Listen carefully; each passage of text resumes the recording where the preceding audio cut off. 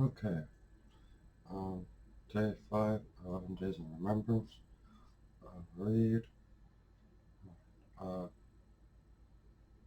covert weather for off the southwestern coast of lava-covered Iceland, about 20 miles west of Scotland and the Arctic climates of the North Atlantic. British Major General Robert Church stood on the bridge of the cruiser Berwick and major city, searching for any sign of German military activity. Sturgis detected nothing to cause concern. 2 hours later, the Berwick tied up a Rheinwreck dock and returned down the gangplank. The split into groups and found it out that the Blick City British missions. Within a few hours, certain men have Gudrun, the Nazi general, rounded up 2 spare U-boat crews and seized a weather reporting station that radioed forecasts to Berlin. It was May 10th, 1940. In the week ahead, the British invaders of Iceland, which had been made an Anglo-Kingdom in personal union with Denmark during World War One, searched the island and began setting up a weather intelligence post to send information to London. This operation had been the opening round in which would become a deadly covert weather war that would range unnoticed by the outside world for the next 5 years.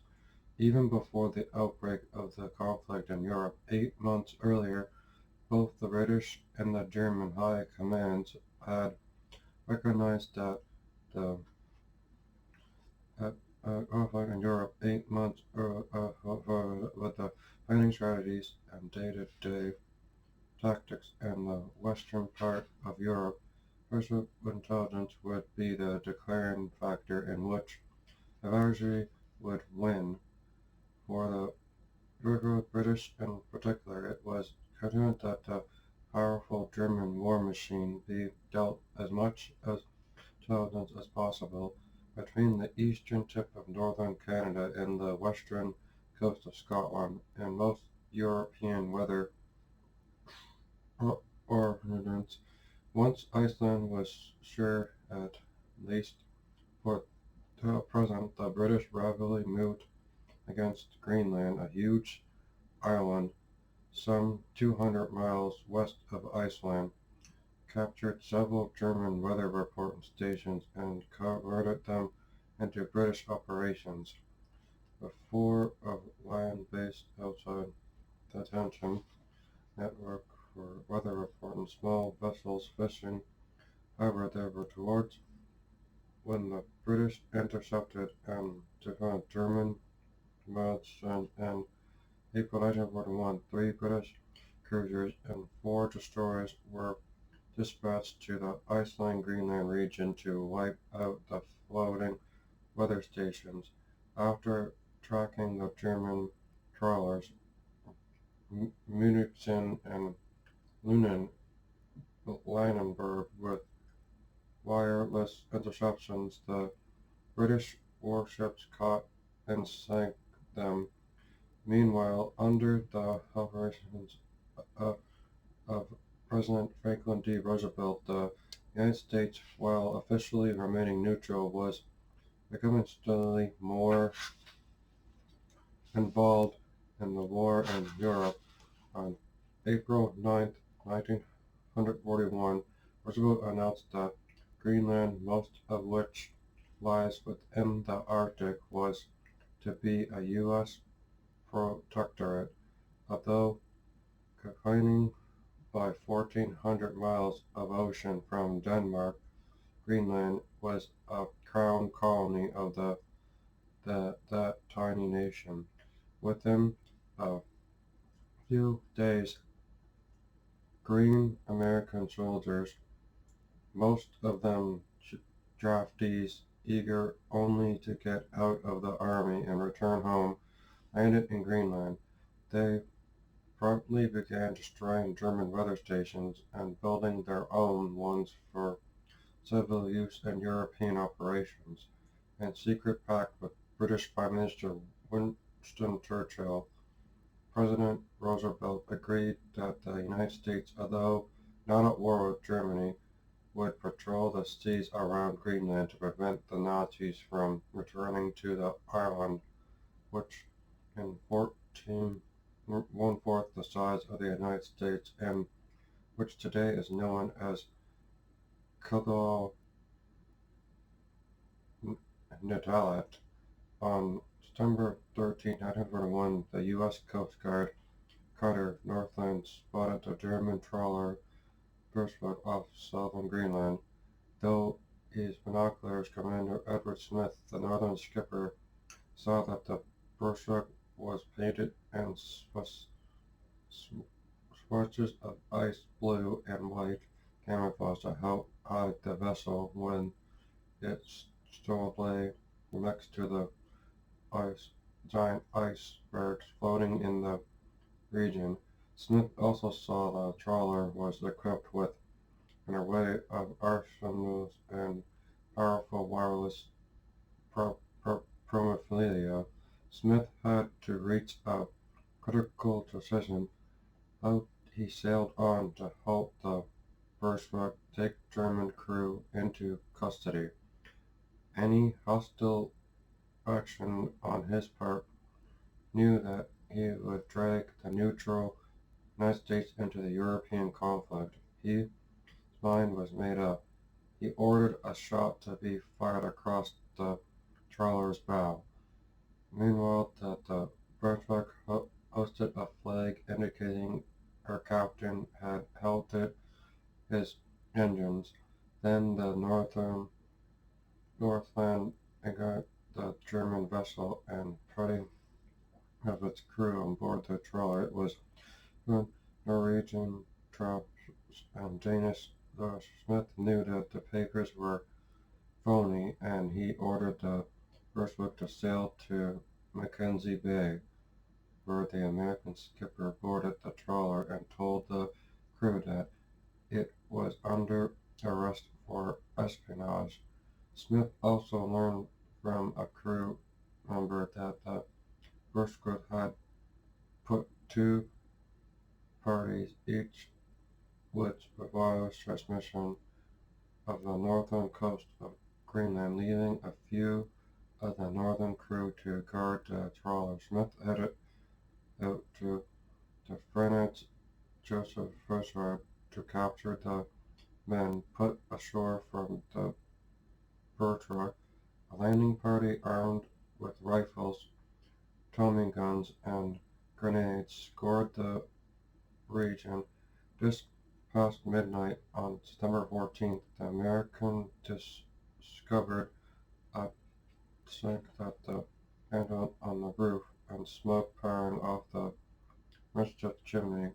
The sack was surrounded. The surrounded type burst the door. Soldiers inside huddled around a brick-built stove with the steering.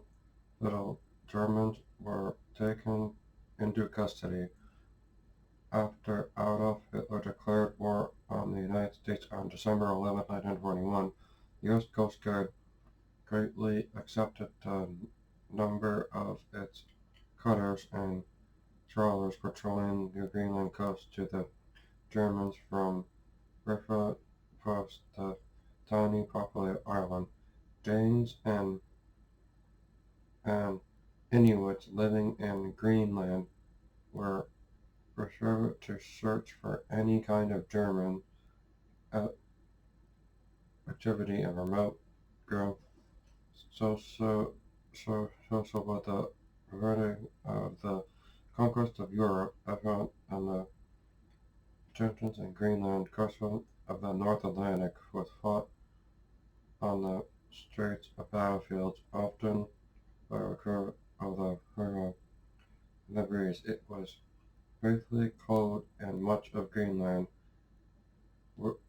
windshield factors low of 60 degrees Fahrenheit below zero, icy storms in which 150 miles per hour made it painful for a man to endure, with endure of ice beds formed as bed. Last ships and airplanes on both sides lost during savage frigid temperatures. In mid-1942, the U.S. Coast Guard trawler Nassau came, commanded by Lieutenant Thomas the S. LaForge, set sail from Greenland for Boston with a crew of 27. Soon it began to snow. In a wind versatile gale force, the tiny black ice began to form. Strange phenomenon was the swing always stacked and ill-fated so to more victims of the covered weather war. Masquerade on the high seas. Early May 1940, the skipper of the British liner Exeter began the high-powered binoculars on the South Atlantic horizon. He highly returned of the armed German surface raiders known to be roaming Great Britain's virtual sea lanes in search of prey. On the few crewmen they settled the outskirts, soon Esther Eastern ranging of the identifying as the cargo ship Kazasi Maru from the neutral country. The two vessels passed within signal. Actually, the Kashi Maru was the designed German surface raider. Atlantis skipped across. The captain presented the women on the deck had been a crewman wearing a rig and dress, and the baby buggy and the empty because he had recognized that Exeter was carrying around civilian passengers. Roger, so done easy. Began the war as the 1,800-ton cargo ship Garfield. Her name had been changed to Atlantis, and she had been fitted with 6.5-inch guns, 10 smaller guns, torpedo tubes of tons of mines, all hidden from the sun. There were 350 technicians and combat men on the flags of numerous nations. The Atlantis was the predator. By the time of the capture, chief declared that Raji vessel was not Soviet or Japanese or Norwegian. It was too late. German sailors below were far torpedoes, and the accuracy of the darn finished behind the husky 49 years of age was Carter's figure man.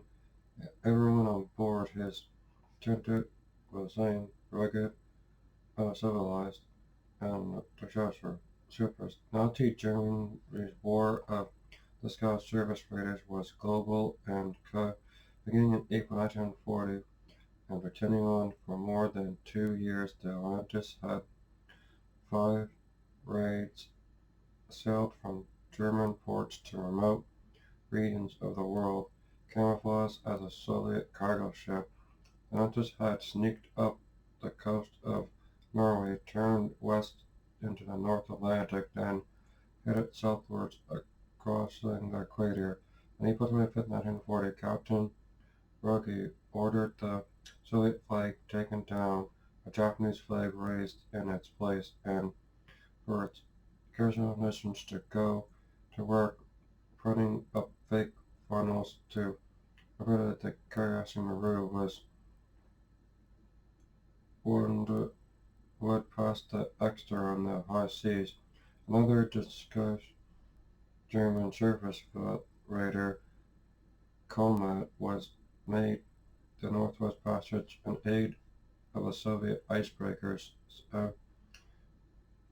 Serbia and Pacific with a fragment with the Allied and neutral ships off the Atlantic ice peak. Then captured three Norwegian whaling ships and amazing flight of seamanship. The skipper of the Penguin made the British sea patrols, running the Norwegian vessels a few thousand miles back to Germany. Yet another Mexican service raider for the called into the Indian Ocean halfway around the world from Germany from the neutral British raider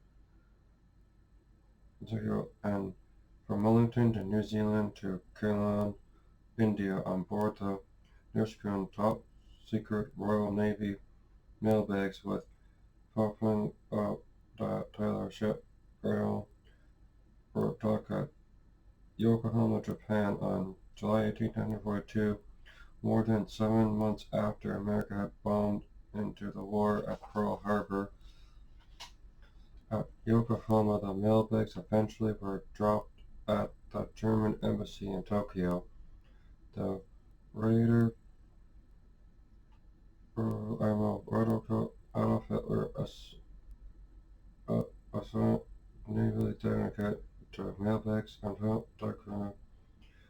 intended to the weekly Auto Center OCSC and the New Zealand Armed Forces after sailing details to Brian with giving permission to the documents to the Japanese U.S. intelligence at Pearl Harbor had resulted that U.S. CC men of the U.S. Pacific Nazis, the skipper and the German officials who had headed to Niskan, Yamato, and the Indian Ocean captured the prey. With Bertrand Rickey began countercharging on time. Admiral Ernrich Virtual commanded the country on May 8, 1941, sailing to Koto. 3 days after the knockout of Australia, the Atlantis was Atlantic between Brazil and Africa when her scout plane was damaged on touchdown on the water. It could be a disastrous loss because the sail raider was to meet a U-boat the next day, taking further just another and no enemy ship could have gotten close to the Germans without being detected. The lines holding together two German ships quickly cut off. Turned the U-boat had seen out the door, and the U-boat led the Japanese captain over the Atlantic Ocean. More were accepted the Venice to a few of the Mexican German taking over the radio. The British of the South Atlantic rig of the U-boat. The U-boat remover Weston Oliver and a wrecked crew became the real risk of being torpedoed by a U-boat as she sat in the water because Rigger, the 7 crewmen, had been killed by the Dundred guns. The remaining 340 were in lifeboats swimming about or clinging onto pieces of wreckage. The U-boat surfaced and took below hundreds of submarine trucks. 6 lifeboats crammed with 200 survivors were connected to the U-boat with the Germans some 2,000 miles away. Twice around the U-boat, the German Brigger was given a hero's reputation to the rear admiral. Nazi spies in the U.S. Capitol. Although the first half of 1940, George Sewell in Washington, D.C. to show a Nazi spy in Berlin, I wrote the economist who spoke straight that the USA is a sleeping giant and must be regulated as the defensive sector enters the war. The spy master declared the capacity of its power is such as Tony assumed victory not necessarily for the USA itself, but for England and another country with which is made by association. So each walking moment carries with dual word Adolf Hitler industrial spy master in the Sutzke's Proto to eliminate the Fuhrer, and George Beck was born in Munich, Germany in 1884 and came to the United States in 1901. Capital gave the man been the world highest paying propagandist. Each kept his pocket $500 equal to about $5,000 in 1909 from Dr. Otto kept the Nazi consul general in New York, but was president as a U.S. top defendant from New York newspaper Gazette Rotten him the doctor found $500 per month writing casual so at the Nazi propaganda agency in the United States, which operated on German library information. 17 place New York City shipped Vicky with another $500 a month. A German widow, the U.S. Senator Dr. Hans Thomas under the evicted all the expenses of the U.S. taxpayers, including big mailbags, and then soon on the room 1424 of the Russian Fish in New York introduced the book in the Hamilton Fish. Hall used taxpayers' money to send out massive amounts of what he called politically motivated propaganda, but the first mailing was to 125,000 names on a list to receive to keep the war speech that Vic had written and London had delivered on this to the Senate. House of Representatives floor. Hall. He had hired extra crew women to get job done with the dog. Vic was up $50 bills into Jericho.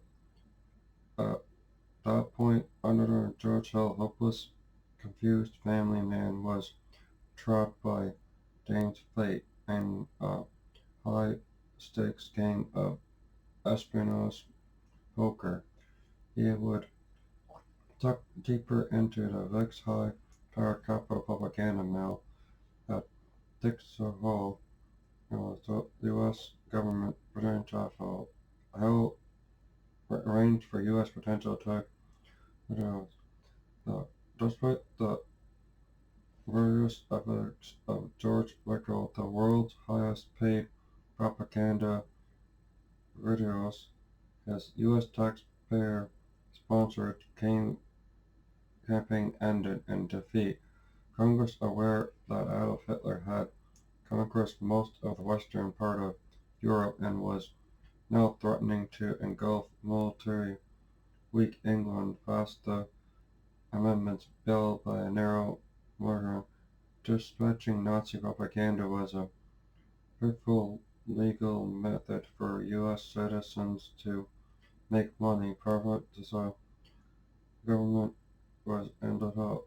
to do it. However, based on information collected by the FBI, a New York City giant jury convicted that Vic had suffered a cumulative loss of memory and failing to disclose the hefty fees he had from the German sources. So the Nazi terms of homeland the military haul into during the families were sentenced of 2 to 6 years.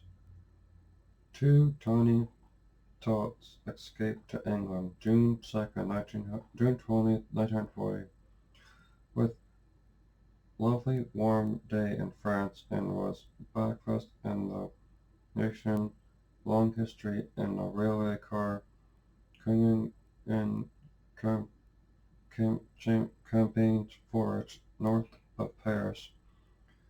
German dictator Adolf Hitler and his military looked on the front of France. Surrender it had taken the mighty Frenchman only 6 weeks to crush the French army.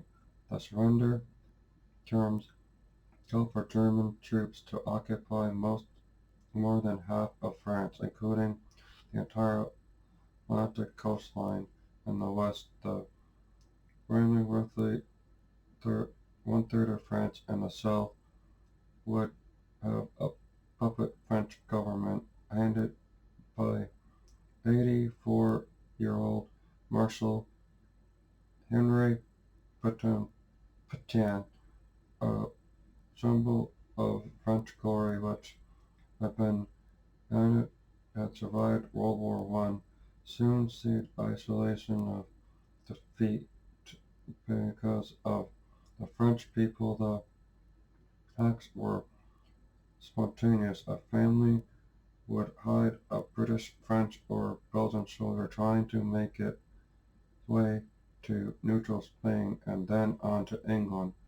In the crowd, Paris metro subway, pregnant women refused seats offered by German soldiers. Nazi propaganda posters were ripped from walls and within minutes after they were put up. In the movie houses, the audience applauded loudly when German newsreels sold the British preferring actions under the rest of the French were forbidden to boo or hiss scenes of German soldiers performing humanitarian tasks, as those accounting soldiers of Malone on the bounty of the years. Jean-Marc covered the windows of German vehicles along with officers.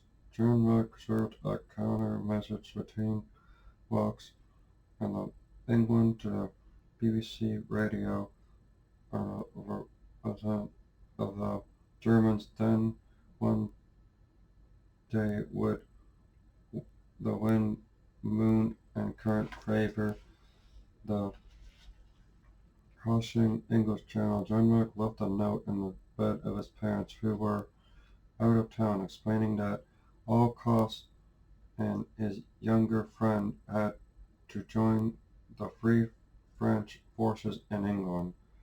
Jean-Marc had been especially careful. 8 German soldiers had been assigned to live in the first floor, sailing home at 11 p.m. So one of a grisly ship. England was the channel and hidden the shore. And the moment Jean-Marc made contact with 10-year-old comrade in the ship-sized drum, gasoline from the Germans, suddenly the frozen heard the rushing noise of fuel also planted guns into a combat unit. The war's dumbest spy. A bright sun down on Berlin on the morning of June 22nd, 1940, with the outward ahead Rear Admiral William Kershaw thrown into Ashwell's effort the soldier John Cargill patrolled on the British Isles and neighbouring Erie to prepare the looming invasion by Bernville.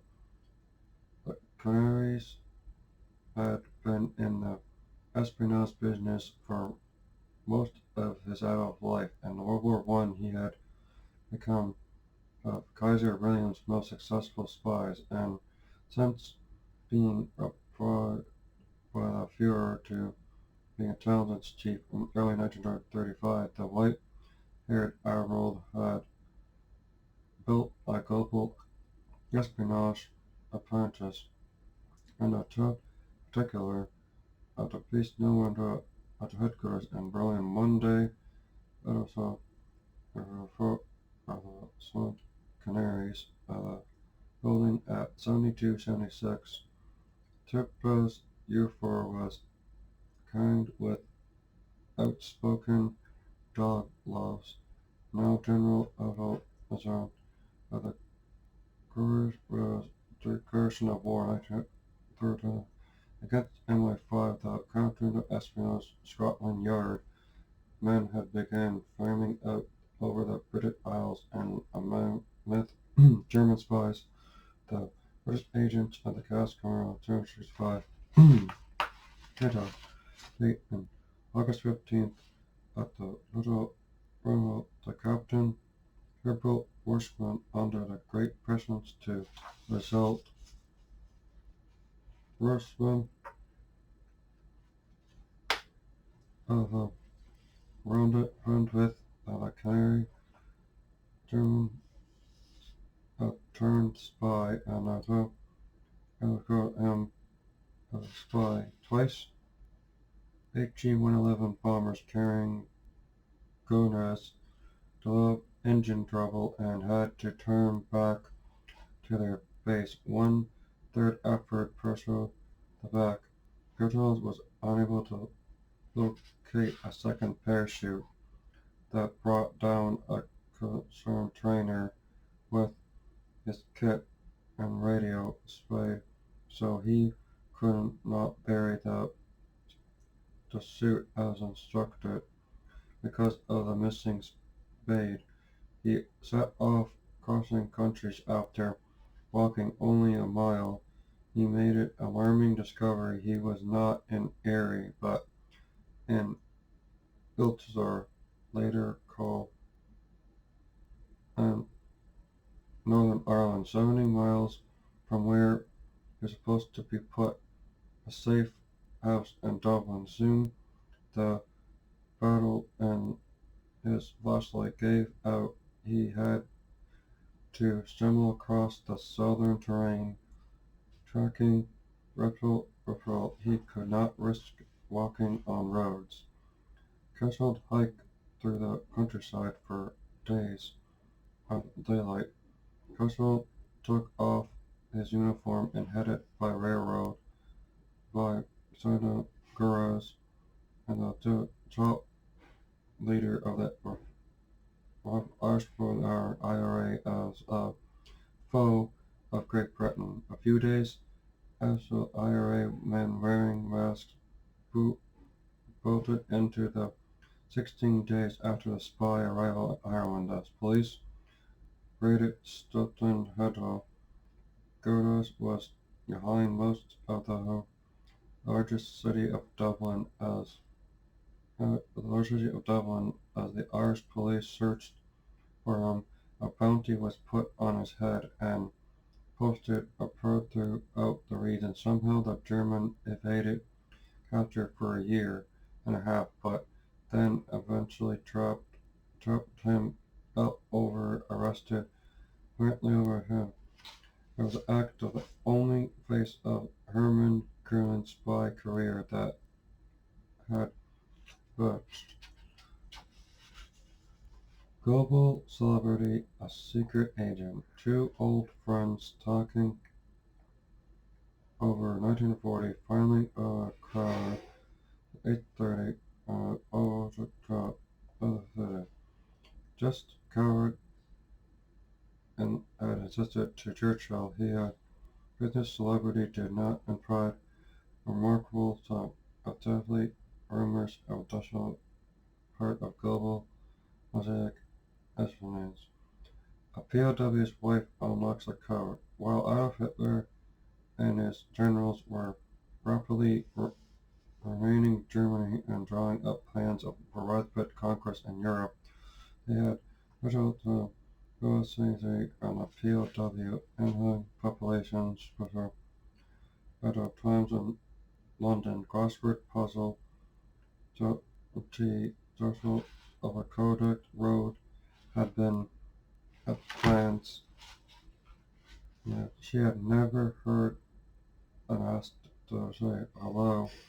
It was a dutiful officer, dutiful of the deck, and of Captain Berry as a POW. Germany so had two later office and they had hacker officer of the War Office. Eventually, she had codes were set of the War Office to be unbreakable, and as a target of the minds of MI9, the Social Service in London. MI9 was also critical about German activities. For instance, MI9 of a German money, meaning that the target would be once outside the walls of war of the MI9 later across top espionage Gestapo agents, German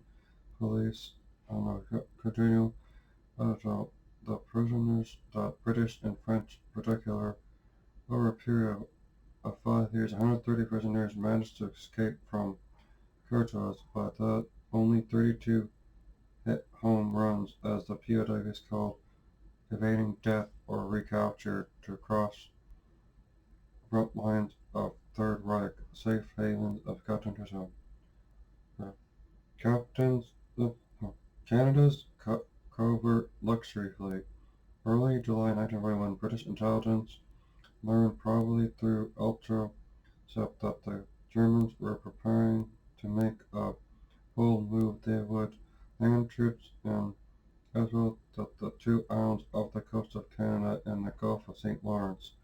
The huge Gulf became a river that carries large ships hundreds of miles into cities of Quebec, Montreal, and onto Lake Ontario. If the Nazis succeeded, this would be 3,000 miles from their closest naval base in western France. They may succeed in below making key facilities along the St. Lawrence that block passage for long periods of time of the Canadian war effort. Although hard pressed, the Royal Canadian Navy did not have the ships to patrol the Gulf of St. Lawrence, and it is apparent as German intelligence knew. However, U-boat commanders would project the sudden exploit in the number of Canadian vessels rolling around the Strait Gulf, even when U-boats patrolled in the Roman raccoon. A Canadian Navy vessel guarded the Gulf. German intelligence did not realize that it had the key, the secret in its hands.